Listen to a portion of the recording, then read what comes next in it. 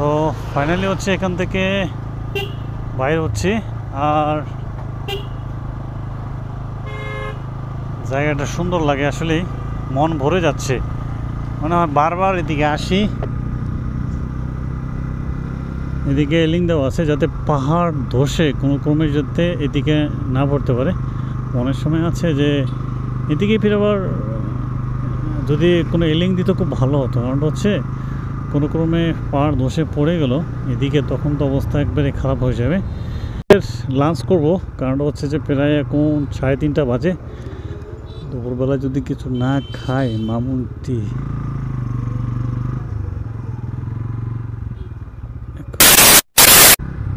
আসলে বিএস এই জায়গাটা কোনো সময় আসা হয়নি। এটা বাংলাদেশ চা ইনস্টিটিউট, ওইদিকে আবার পুকুর আছে মেবি। এখানে জায়গাগুলো, ও এখানে বাসা রুম আছে, আবার হচ্ছে ফাইনাল টি। এখানে একটা কালীঘাট ইউনিয়ন স্বাস্থ্য কমপ্লেক্স। যাই হোক এতটুকুই। আর ভেতরে এদিকে কি আছে, ওয়েদারটা যেহেতু বিকালবেলায় দিকে, আর যারা কাজ করে এই জমির মধ্যে তারা দেখেন সুন্দরভাবে এগুলো নিয়ে যাচ্ছে এবং জমা দিবে তাদের সারাদিনের যে কাজকর্ম। হায় হায়, এখানে তো প্রচুর জ্যাম লাগলো, কী করবে এখন? একটা গাড়ি যদি না যাইতে পারে তাহলে তো প্রচুর প্যারা। শ্রীমঙ্গল থেকে এটা একটু শহরের বাইরে এই জায়গাটা, অনেক অনেক সুন্দর জায়গাটা, একবারে কালার করছে রাস্তা। তার পাশে হচ্ছে আপনার সুন্দর একটা বসার জন্য, ছবি তোলার জন্য জায়গাটা করছে। স্থানীয় যাদের চা এখানে যাদের জমি আছে, আর সরকারি একটা। সো গাইস ফাইনালি হচ্ছে যে শ্রীমঙ্গল থেকে বিদায় নিলাম, আর এখন টোটালি যাচ্ছি হচ্ছে গাজীপুর উদ্দেশ্যে। এখন জানি না কতক্ষণ সময় লাগবে, বাট সময় লাগবে, কারণ হচ্ছে যে যেহেতু রাত্রে এখন বাজে সন্ধ্যা, রাত মানে সন্ধ্যার টাইম, বেলায় 6:20 রওনা দিছি। 22 মিনিট অলরেডি বাজে, 23 মিনিট। সো 3 মিনিট আর কি হলো স্টার্ট দেওয়া আমাদের যাত্রা। এই গাদা,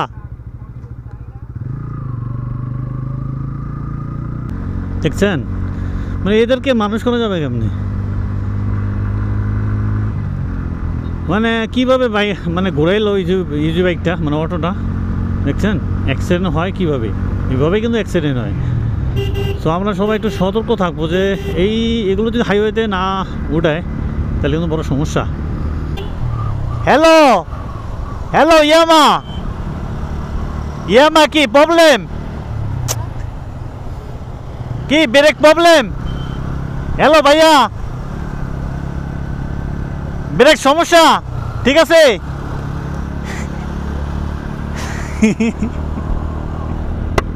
গুড, ব্রেক নাকি ঠিক আছে। তার ব্রেক প্যাড ক্ষয়ে গেছে একবারে। তো ব্রেক প্যাড ক্ষয়ে যাওয়ার কারণে হচ্ছে যে অবস্থাটা একটু খারাপ, বলতে মানে ডিস্ক পর্যন্ত তখন চলে গেছে। তো এটা একটু প্যারা। তো আমরা স্পিডে যাব কেমন হচ্ছে 60-65 এমন স্পিডেই যাব, এর বেশি না। কারণ হচ্ছে যে ড্রাইভার ফাঁকা থাকলে হবে না, ফাঁকা আমাকেও মানে যে চালাবে তাকেও থাকতে হবে, এর কি বিষয়টা। যাই হোক সবাই মিলেমিশে যাই, শুধু একজন গেলে তো হবে না। আমি ইচ্ছে করলে আমি ট্রেনে যেতে পারবো, কিন্তু না, সবাইকে নিয়ে যেতে হবে একসঙ্গেই। আসলে রাত্রে রাইড করতে মজা আছে বলতে কি আপনার, আর ঠান্ডা আবহাওয়া, কোনো রোদ নাই, গরম নাই, ইঞ্জিনের যে একটা সাউন্ড এটা সুন্দর থাকে, যেহেতু ঠান্ডা বাতাস পড়ে, এই জন্য রাত্রে রাইড করতেও মজা লাগে। এবং ইঞ্জিনের পাওয়ারটা যথেষ্ট খুব ভালো দেয়। আবার হচ্ছে যদি লাইটের আলো থাকে আপনার হেডলাইটের, সেক্ষেত্রেও খুব ভালো বেটার পাওয়া যায়, আপনি রাইড করতে মজা পাবেন। আর যদি হেডলাইটের আলো ভালো না পান সেক্ষেত্রে রাইড করে মজা পাবেন না, এর কি বিষয়টা।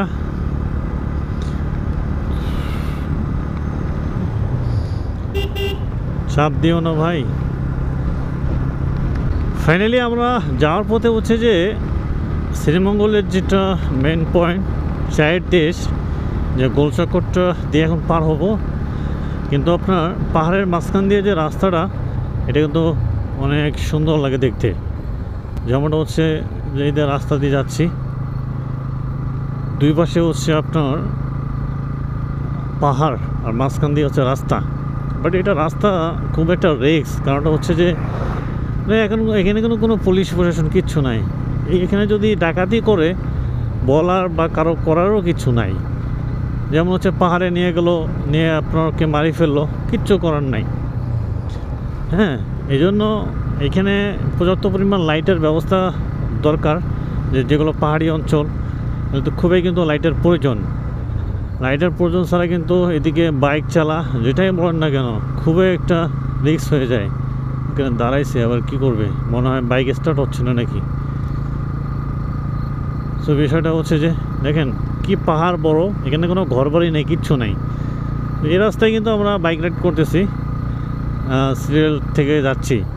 কিন্তু আপনার এই রাস্তা কিন্তু যদি লাইট থাকতো সেক্ষেত্রে আলো থাকতো, অনেক দূর থেকেও কিছু দেখা যেত। কিন্তু বাট এখানে কোনো দেখার কোনো ওয়ে নেই। তো সামনে কি আছে না আছে বা কি হতে যাচ্ছে ঘটনা, কোনো কিছু একই বিষয়। এদিকে আপনার হচ্ছে যে চা বাগান, তবুও লোকজন হয়তো রাত্রে থাকতে পারে, আই ডোন্ট নো। কিন্তু তবু হচ্ছে যে লাইটের ব্যবস্থা করার দরকার এগুলো। দেখেন বড় একটা বাঘ। তো ঘোরা, তো এখান থেকে মিরপুর হচ্ছে, এখানে সিলেটের মিরপুর। এটা আমরা যেটা গোলচক্র বললাম, এটা চায়ের দেশ। এটা একসময় অনেক জনপ্রিয় ছিল, এখনও জনপ্রিয় আছে মোটামুটি।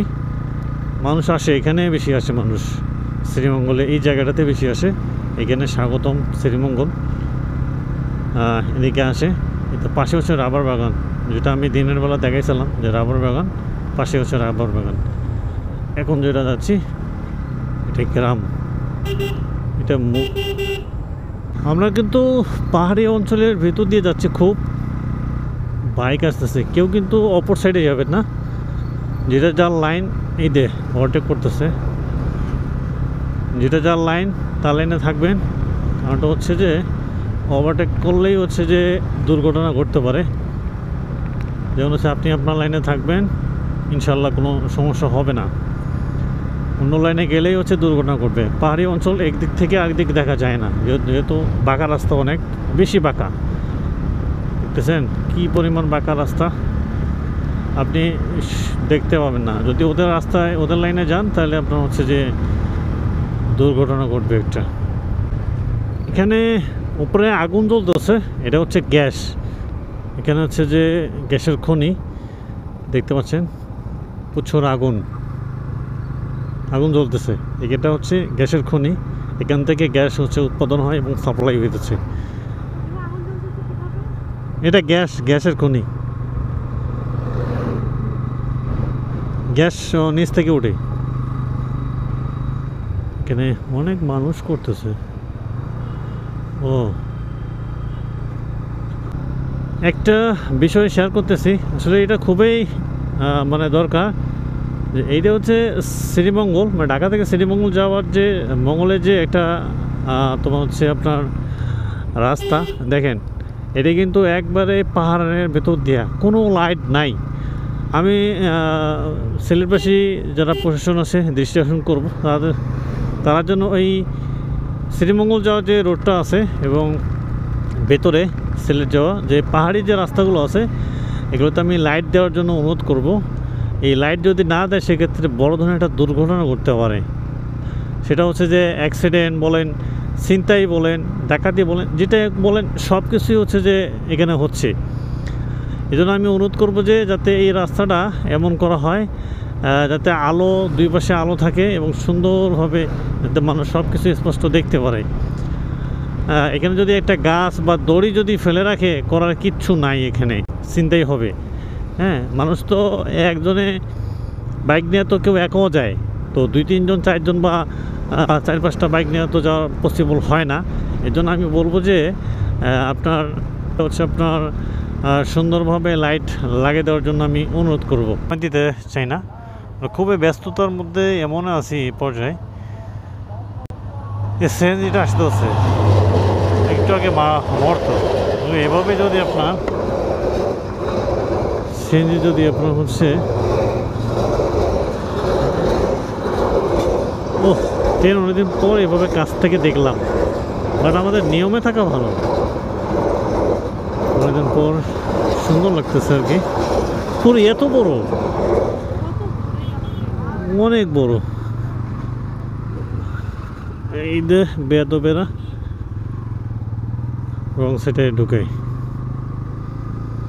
433 কিলোমিটার রাইড করছি একদিনের জন্য, মানে একদিনে 433 কিলোমিটার যাওয়া আসা মোট। তো এই 433 কিলোমিটারে আমার হচ্ছে বাইকের মাইলেজ কত শো করে আমি একটু আপনাদেরকে দেখাবো। এভারেজ হচ্ছে আমি গেছি যে হচ্ছে জ্যাম ছিল, ভালোই পরিমাণ জ্যাম ছিল এবং ভালো একটা রাইড করছি। এখন আসি আপনাদেরকে দেখাই। সো ভিউয়ার্স, হচ্ছে শ্রীমঙ্গল থেকে আসার পর হচ্ছে বর্তমান যেটার বিষয়টা হচ্ছে আমার বাইকের মাইলেজ কত করে দিয়েছিল। সো আমি রাইড করছি হচ্ছে 434 কিলোমিটার। এখন আমি ফুয়েল নেব, যাওয়া সে একদিনে রাইড করছি 435 কিলোমিটার, 434 আছে পয়েন্ট, হয়তো 34 বা 35 একটা ধরলে হয়। আর হচ্ছে এখানে মাইলেজ কত করে শো করতেছে দেখাই, 53 করে শো করতেছে এখানে মাইলেজ। আচ্ছা, আর এখন আমি কিন্তু ফুল করছিলাম ট্যাঙ্কি, তো এখন কি আবার ফুল করব।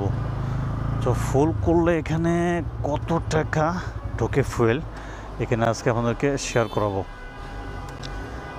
যাই হোক, ফুল ট্যাঙ্কিতে মধ্যে তো ফুয়েল কম আছে বলতে কি 3 কোটি। ফুল করে দেন, জিরো করে ফুল। অবশ্যই এখানে একটু মিটার জিরো করে দিয়েছেন নাকি, জিরো করছেন? ও আচ্ছা আচ্ছা।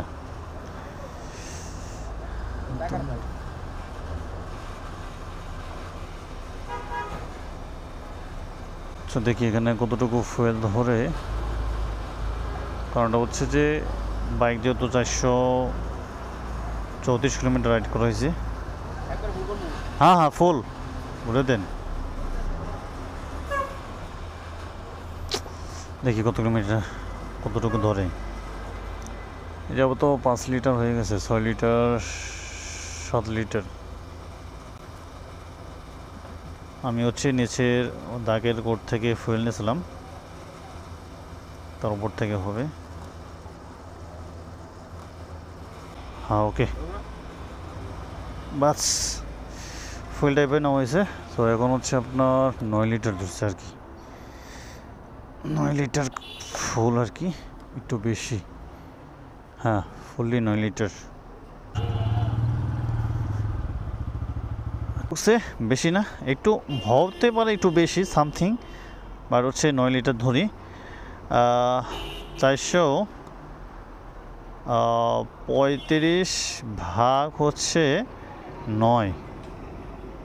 গাইস, আমি হচ্ছে আপনাদেরকে আবারও বলি, দেখেন আমি কিন্তু ফুয়েল ট্যাঙ্কি ফুল করছি এবং আমার এখানে আবার যদি আপনাকে দেখাই, এখানে 5300 করতেছে, এখানে 53।